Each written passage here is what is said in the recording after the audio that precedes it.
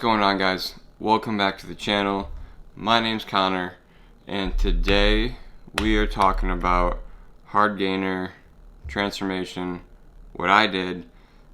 Then I'm going to give you guys 5 tips to help you if you're a Hardgainer, if you're someone that's new in the gym, or anything relating to beginner in the gym, having trouble building muscle. I'm going to give you 5 tips to help you build muscle and just be successful in the gym. So first, a little about me. So if you follow me on Instagram, you will know that I struggled putting on muscle when I first started in the gym, and it's not until the more recent years, 2 or 3 years or so, that I've really figured it out and have put on the most muscle and gained the most strength. Early on, when I was younger, I was super athletic, which I still am super athletic, but played every sport possible: baseball, basketball, soccer. I did swimming lessons and stuff like that, and was just super active. And so just obviously when you're super active, you burn a ton of calories. And just genetically, my body type, I've just always been lean. I've never been overweight or had struggled with being overweight or anything like that. I've just always been lean, been skinny, especially with the height and how fast I grew. I was just always tall and lanky, and it wasn't until end of high school that I really started working out, and it was mainly because of I wanted to play college sports, specifically college soccer.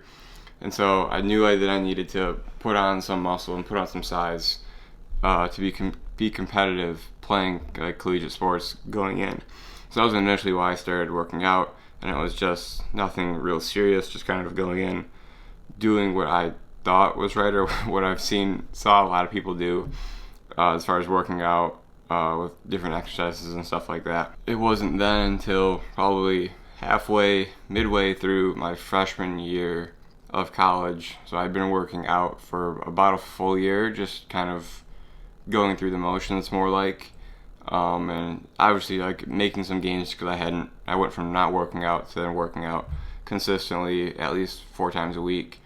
So I made gains, but it wasn't until about halfway through my sophomore year, so after working out for about a full year, that I went through some life things, and really the gym became a place for me to just cope, or therapy almost, and just kind of block everything else out and just go for me for hour and a half, 2 hours, however long I was in the gym for that session.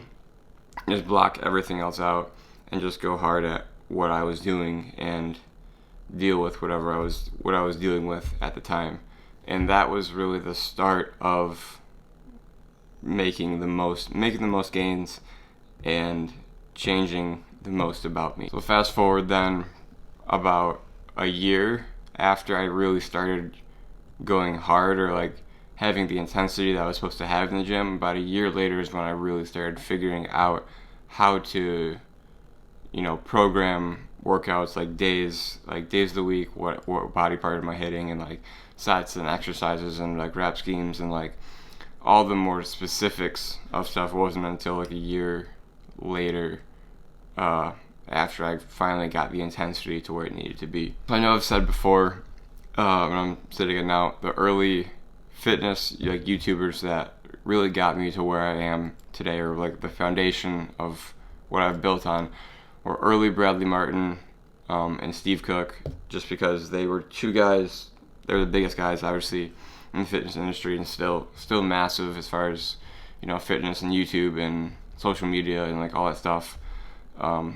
But back then they were the 2 biggest that just stood out, and if you just searched chest workout or how to get bigger arms or anything like that, they were easily one of the first 5 results, if not top 2 results that came up on YouTube back when I was first starting in the gym. So I credit them with a lot of what I've built on and used initially to get me started. Then as I've been in it more, I've kind of learned through trial and error on my own, and what works for me, what may have worked for someone else but doesn't work for me. And so just a lot of trial and error. So now fast forward from that time, which was about 2018, I believe it was, to 2021, where I'm at now.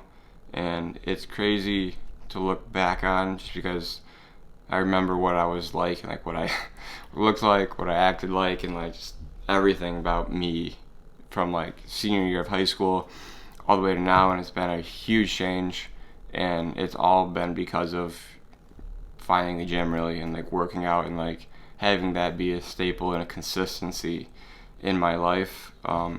And it changed me for the better 100%, and I wouldn't regret anything at all that I've done with it. So now, after that little backstory on me, I'm gonna tell you guys the 5 like key things that were huge for me in making the change, all through like from like senior year of high school all the way to now after graduating college. And so the number one thing I would say that goes true with anything, whether it's even if it's in the gym or outside the gym, is just consistency. Like, you're not gonna get results if you're not consistently doing something. If you're spotty here and there, maybe it's like 1 day a week for a few weeks, then you maybe do 3 days a week for a week, then it's back to 1. It's like you're not gonna get results just because you're all over the place and like there's no solid set consistency. Consistency is the thing that's gonna get you results no matter what you're doing. And so for like Hardgainers or beginning in the gym, if you want to build muscle, consistency with training, diet, and sleep are 3 things that are gonna get you what you want. So number 2 for tips for beginning in the gym or Hardgainers is finding a way to train that you enjoy. So there's not a need, there's a lot of people on social media and whatever that it's the true like bodybuilding or like all that stuff, and I like that, I do enjoy that, and I've found success doing that. That's by no means the only way to make progress in the gym or like gain muscle or anything like that. There are so many different ways to build muscle and make gains in the gym. So while bodybuilding and like the bodybuilding type workouts may be the most like scientifically backed and proven to like build the most muscle, just because of how the movements are and like the positions of the movements and like how you can really like isolate specific muscles, it's by no means the only way to build muscle. Because if you look at you can look at any professional CrossFitter, like they're jacked, like they're huge, and like they're mainly doing like the CrossFit workouts, which love them or hate them, you're using weight, which is ultimately at the end of the day gonna build muscle, whether it's no matter how you're using it. And so obviously CrossFit is one way, and like there's multiple other ways, whether it's like body weight stuff, calisthenics. Like there's a ton of calisthenic dudes that are absolutely ripped and shredded, just from doing or mainly doing body weight stuff. Important thing is to find something that you enjoy and that you can do, again, back to the first point, consistently. If you like try bodybuilding, like a bodybuilding workout, and you're not loving it, and like you can't find yourself doing it consistently, like at least 3 days a week, 4 days a week, find something that you can consistently do a few days a week. Even if it's not like the same thing, maybe you find that you like do like a bodybuilding workout one day, a CrossFit workout one day, then like calisthenic stuff another day, and that's your 3 days, and you do that exact order every single week. That's still consistency, and you're still doing the things that you need to build muscle. So find a way to train that you enjoy, that can help you build muscle. And also with what I'm saying about finding a way to train that you enjoy, do your own research on different training methods, like different training styles, all that type of stuff. Like that's, at the end of the day, like you can have people telling you like this way, that way, whatever way, but it's gonna come down to you doing research and trying to figure out what works for me and what am I gonna enjoy, what am I gonna do consistently. Because if someone tells you to do body weight workouts 5 days a week and you absolutely hate it, like you're not going to do it consistently again. So do your own research, look for different training methods, try and find something that'll work for you, and roll with it. Tip number 3, establish your caloric needs. This is easily the biggest mistake from anyone that's trying to gain, or really just if you just go anyone in the gym trying to build muscle, lose weight, anything as far as like fitness goals. Establishing caloric needs is easily the biggest mistake that people make, and the one that people neglect the most, and it ends up being the most important. No matter if you're trying to build muscle, lose weight, lose fat, whatever, knowing your caloric needs is going to determine how you do that. Because at the end of the day, whether you're trying to gain weight or lose weight, it's the in and out of calories, right? So if you're trying to gain weight, which could be like just putting on any weight at all, or it could also be building muscle, you have to be consuming more calories than you are burning. So say you burn about 2,000 calories a day, you have to be consuming, so eating more than 2,000 calories a day in order to build any sort of muscle or build any type of weight. And likewise goes the reverse way. If you're trying to lose weight and you consume about 2,000 calories a day, you have to burn more than 2,000 calories a day to be in a caloric deficit to lose weight. So an easy way to do this is to just Google the calorie calculator, which I'm going to show right here. Maybe there. Calorie calculator. You're going to input all your information. There's not a glare. All your information and calculate it, which I'm going to do right now. So I'm going to put my age in, height, current weight,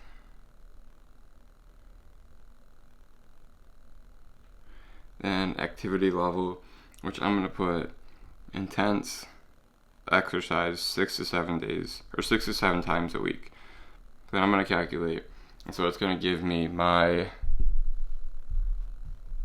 calories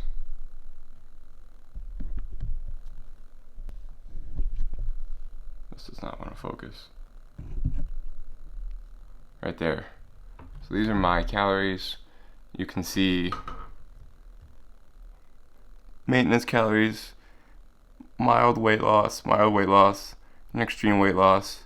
Then if I want to gain, it'll show the gaining calories that I need to consume right here. So if I want to gain a pound a week, for me personally, I would have to eat 3,832 calories a day to gain 1 pound a week. So this is just one thing where most people do completely underestimate their calories and are either way under eating or way overeating. And simply by doing that, it can create more awareness about what you should be eating and like how much you should be eating, and it can help you zone in more on your diet and your nutrition and get things on the right track. So point number 3, establish your caloric needs. I'm going to link the website for the calorie counter below, just so if you want to calculate your own calories and see how you're doing, you can do that. All right, tip number 4, similar. All these are kind of going to be like related in a lot of ways, just kind of all connected. So 4, create your own schedule. Or not create your own schedule, but just create a schedule, and specifically related to meals and training. So especially for the purpose of this video, talking about gaining or hard gainers, you will need to figure out how to train each muscle group at least 2 times a week.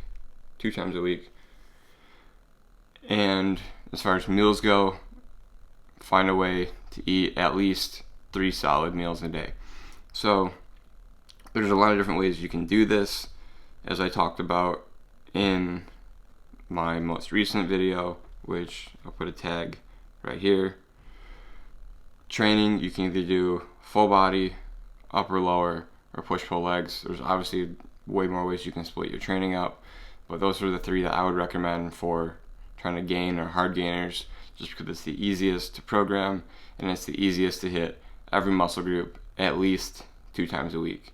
So I'm gonna do another video really like diving into like all 3 of those and as for how to like split them up and how to organize it and like all that stuff. I'm gonna do that coming up. It'll be a future video, but just know right now, upper, lower, push-pull legs, or full body are the 3 splits that you should kind of take a look at and see which one works best for you and your like schedule.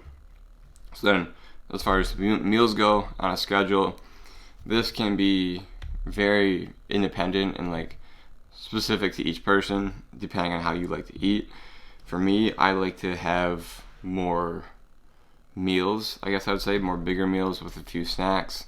I know some people that do kind of like 4 or 5, maybe 6 like smaller like meals just throughout the day and like don't really snack. For me, I like to have a big breakfast, a decent sized lunch, and a big dinner. And I'll usually have between like breakfast and lunch, between lunch and dinner, I'll do a snack, like a protein shake one time, then maybe like a protein bar and a piece of fruit. The other time, and maybe then I'd throw in a snack after dinner, like another protein shake or something like that, just for a few extra calories, especially now that I'm trying to bulk and gain. I would throw that last snack in there. But that is just what I do. Your schedule is completely up to you, obviously. So figure out what works for you, figure out how many days training works for you as far as like your schedule, whether you have school or work or just other commitments. Find when you can train and how many days you can train. Then just your day-to-day, figure out when you can get your meals in. Because again, going back to point 1, consistency. So find a meal schedule that you can be most consistent with. So if that's, eating like a quick small breakfast, a medium-sized lunch with a snack, then a big dinner late at night, do that. If you can do 3 big meals and like that's good, do that. Like do what you need to do to make it consistent for day to day, then week to week. Because that's obviously again where you're going to see your results, is when you're consistent with your meals, consistent with your training, and consistent with your sleep. So my 5th and final tip for hard gainers: track your weight and stay positive, because it's not always gonna go up. Even me, your personal example right now, I'm currently on a bulk and my weight has not gone up consistently each day.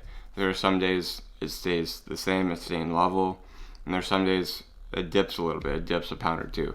And it's not something to get frustrated about or upset about if it's doing that. If it's not going up and it's staying consistent or dropping for like weeks and weeks, obviously then that's an issue with calories and you got to up the calories. But just in general, if you have a day or 2 here and there where it stays the same, or a day or 2 here and there where it drops a pound or 2, like don't be hard on yourself. Like that's part of it. Like it's not weight gain. It's similar. Like again, weight loss and weight gain are basically the same thing, but just doing the opposite thing. They're not going to be linear. It's not going to be a straight line going up as far as like weight gain. And like if you're losing weight, it's not going to be a straight line or straight diagonal going down. It's up and down, and it's constantly fluctuating and constantly changing. So as long as you track your weight each day, and even if you don't write it down, I mean, there's a period of time for me where I wrote it down, and I looked at it each day, and you could see different trends. If that's not something you want to do, and you just simply weigh yourself and look at it each day, and you keep a mental note of like for the week, like over the course of the week I've gone up, like a pound, or over the course of this week I've dropped a pound. Like if you can keep that mental note, that's good. That's kind of what I'm doing right now. But make sure that you are weighing yourself at least and seeing your weight on the scale, so you have a number that you're at. If you're not weighing yourself and you're not seeing your current weight, you might feel full after a meal, or a few meals, and you might see yourself in the mirror like at the gym and think you're filling out, but you might weigh yourself and you're actually down a few pounds. Like, it's just the pump at the gym that made you look bigger. Like, so make sure you're actually weighing yourself and you're having a value and you're putting a number on it, saying like, yes, I am gaining weight, like I am gaining muscle. So without that, I guess it's up in the air whether you actually are or not, and it could just be, there's a lot of variables in play. So make sure that you are weighing yourself, and you're either keeping a mental note or you're tracking it on, pencil and paper to see a trend over time of your weight going up. Alright guys, so that's all we got for the video today. Thanks for watching. It was different than what I usually do, and I'm going to try and start experimenting with different types of videos, do some more kind of educational, experience-based videos like this, and we'll still throw in, the bulk updates with workouts and like all the other good stuff that's more, action-packed and entertaining. So thank you again for watching. Make sure to subscribe below. I can't grow this channel without you guys, so subscribe, like the video, share with someone that you know is struggling gaining muscle. Maybe if I can help just one person build muscle or get bigger with these tips, that's incredible. So share with people, subscribe, like the video, and I will catch you guys in the next video. Take it easy.